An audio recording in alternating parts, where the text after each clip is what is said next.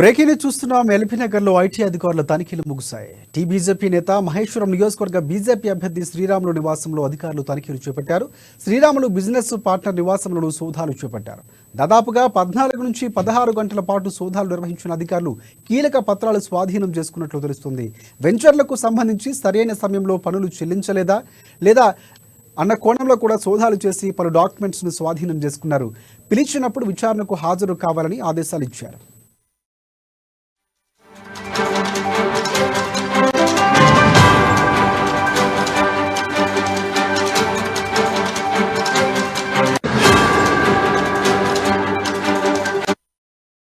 Red breaking చూస్తున్నాం. ఎల్బీనగర్లో IT అధికారులు తనిఖీలు ముగిశాయి. బీజేపీ నేత మహేశ్వరం నియోజకవర్గ బీజేపీ అభ్యర్థి శ్రీరాములు నివాసంలో అధికారులు తనిఖీలు చేపట్టారు.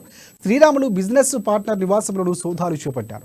దాదాపుగా 14 నుంచి 16 గంటల పాటు సోదాలు నిర్వహించిన అధికారులు కీలక పత్రాలు స్వాధీనం చేసుకున్నట్లు తెలుస్తోంది. వెంచర్లకు సంబంధించి సరైన సమయంలో పన్నులు చెల్లించారా లేదా అన్న కోణంలో కూడా సోదాలు చేసి పలు డాక్యుమెంట్స్ను స్వాధీనం చేసుకున్నారు. పిలిచినప్పుడు విచారణకు హాజరు కావాలని ఆదేశాలు ఇచ్చారు. ఇక దీనికి సంబంధించి పూర్తి అప్డేట్స్ అందించేందుకు మా బ్యూరో చీఫ్ కృష్ణమూర్తి మనకి ఫోన్ లైన్లో సిద్ధంగా ఉన్నారు. కృష్ణమూర్తి, చెప్పండి.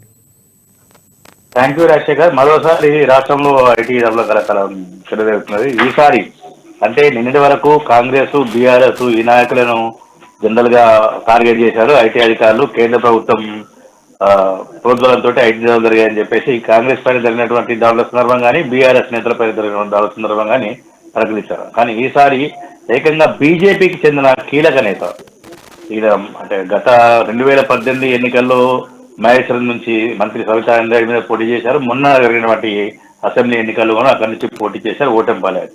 అయితే ఈయన గత కొంతకాలంగా రియల్ ఎస్టేట్ వ్యాపారంలో రాణిస్తా ఉన్నారు. ఈయనకు సంబంధించి అంటే రియల్ ఎస్టేట్ రంగంలో భారీ ఎత్తున ఆదాయాలు సమకూరాయి కాబట్టి ఈయన రాజకీయాల్లో రాణిస్తామని చెప్పేసి కొంత ప్రచారం జరుగుతూ ఉన్నాయి.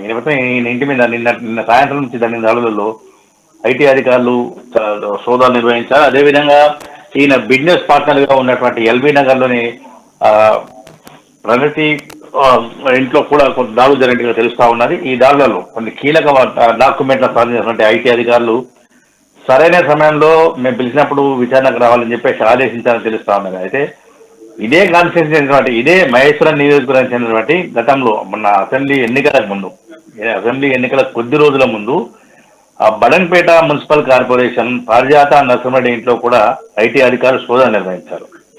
అయితే అదే కాన్స్టిట్యూన్సీ పోటీ చేసిన కాంగ్రెస్ అభ్యర్థి ఇంటిపైన కూడా కిచ్చనగారి లక్ష్మారెడ్డి ఇంటిపైన కూడా సోదాలు నిర్వహించారు. ఆ సందర్భంగా రాష్ట్రంలో పెద్ద దుమారమే తెలియజేసింది. అంటే కాంగ్రెస్ పార్టీని టార్గెట్ గా చేస్తూ బీజేపీ కేంద్రంలోని బీజేపీ ప్రభుత్వం ఐటీ అధికారులు ముసుగొల్పుతుందని చెప్పేసి కాంగ్రెస్ పార్టీ ప్రచారం చేసింది. అయితే అదే కాన్స్టిట్యూన్సీ పోటీ చేసినటువంటి బీజేపీ అభ్యర్థి ఇంటిపైన కూడా ఐటీ అధికారులు సోదాలు నిర్వహించిన ప్రమాణం చూస్తుంటే ఇప్పుడు అంటే ఐటీ అధికారులు జరిపే సోదాల్లో తేలిన విచారణలు అంటే ఆ ఏరియాలో మొత్తంగా మహేశ్వరము, నాదర్గుల్, బడంపేట మున్సిపల్ కార్పొరేషన్ కానీ బీర్పేట మున్సిపల్ కార్పొరేషన్ ఈ ఏరియాలో కొంత ఐటీ రంగం కొంత విస్తరిస్తా ఉన్నది. వెంచర్లు విపరీతంగా పెరుగుతూ ఉన్నాయి. కాబట్టి ఈ వెంచర్లలో వీలే కీలకంగా ఇటు కాంగ్రెస్ నాయకులు కానీ, బీజేపీ నాయకులు కానీ, బీఆర్ఎస్ నాయకులు కానీ ఈ ముగ్గురు నాయకులు ఎక్కువగా వాళ్ళు వెంచర్లు చేస్తా ఉన్నారు.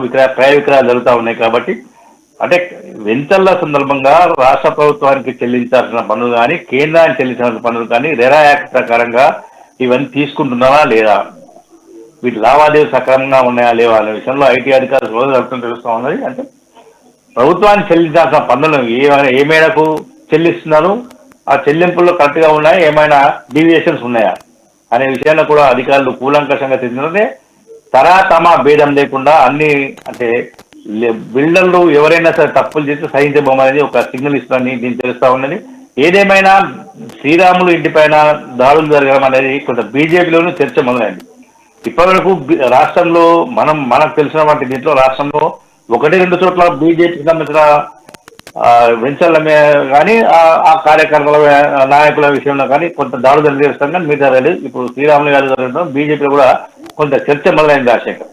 ఎస్ ప్రధానంగా అంటే ఈ దాడులకు సంబంధించి ఏమైనా శ్రీరాములు స్పందించినటువంటి పరిస్థితి ఏమైనా కనిపిస్తూ ఉందంటే బీజేపీకి సంబంధించి కీలకంగా మీరు అన్నట్లు ఇంతవరకు కేవలం ప్రభుత్వం కొంతమంది మాత్రమే చేస్తుంది, మిగతా పార్టీలు కానీ సొంత పార్టీకి సంబంధించినటువంటి వారు కూడా జరుగుతున్నటువంటి పరిస్థితి ఇక్కడ పారదర్శకంగా జరుగుతుందనేది స్పష్టంగా అర్థమవుతుంది. సో ఈ నేపథ్యంలో పూర్తి స్థాయిలో ఏమైనా ఆయన స్పందించినటువంటి పరిస్థితి ఏమైనా కనిపిస్తూ ఉందా? అంటే జనరల్ గా ఐటీ అధికారులు కానీ, సిబిఐ దాడులు కానీ, ఈడీ దాడులు జరిగినప్పుడు వాళ్ళు ముందే చెప్తారు, నోటీసులు ఇచ్చి వెళ్తారు, దీనికి సంబంధించి మీరు బహిర్గతం చేయకూడదు, చేస్తే ఇంకో కేసు బుక్ అయ్యే ప్రమాదం ఉంటుంది కాబట్టి జాగ్రత్తగా వ్యవహరించాలని చెప్తారు.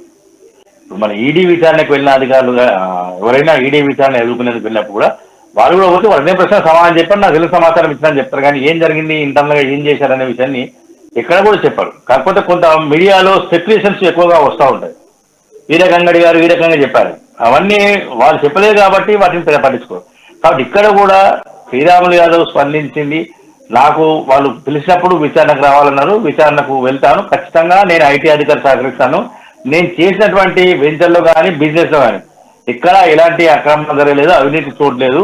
కాబట్టి వాళ్ళకి అనుమానాలు వచ్చాయి, అనుమానాలు నివృత్తి చేశారు. దాడులు నన్ను కూడా కొంత ప్రశ్నించారు, కొన్ని ఆధారాలు కావాలి కదా, నా దగ్గర ఉన్నంత వరకు నేను ఇచ్చాను, మా పార్ట్నర్ ఇంట్లో కూడా కొంత సోదాలు చేసిన ఆ విషయం నాకు తెలియదు, కానీ తెలిసినట్టుగా తెలుస్తుంది, నాకు చెప్పలేదు వీళ్ళ అధికారులు, ఐటీ అధికారులు ఎక్కడెక్కడ దాడులు చేసామో నాకు చెప్పలేదు కానీ తెలుస్తుంది.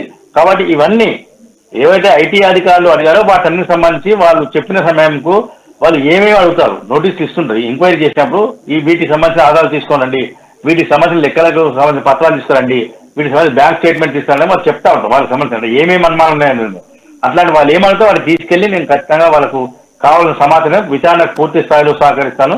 ఎట్టి పరిస్థితిలో నేను చట్టానికి వ్యతిరేకంగా వెళ్ళడం లేదు అని అనుకుంటున్నాను. ఒకవేళ వాళ్ళు ఏమైనా చెప్పి ఇది పొరపాటు జరిగినట్లా అంటే దానికి ఏమైనా సంబంధించి ఉంటే పెనాల్టీతో కట్టమంటే కూడా నేను కట్టడానికి సిద్ధంగా ఉన్నాను అని చెప్పేసి శ్రీరామ్ యాదవ్ చెప్తా ఉన్నారు. Rajasekhar, thanks for updates Krishnamurthy.